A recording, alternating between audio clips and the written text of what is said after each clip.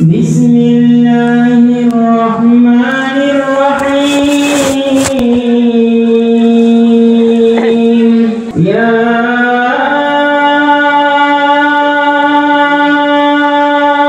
أيها الذين آمنوا لا تلهكم أموالكم ولا أولادكم عن ذكر الله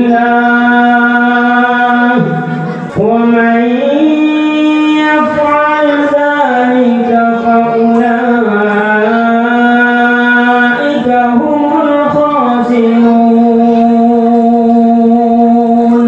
وأنفقوا مما رزقناكم من قبل أن يأتي أحدكم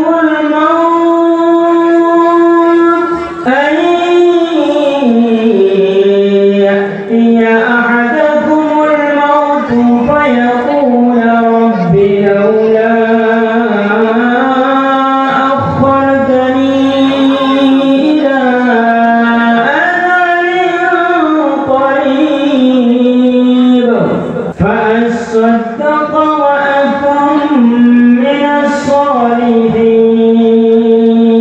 الصالحين ولن يؤخر الله نفسا إذا جاء أجلها والله خبير بما تعملون صدق الله العظيم.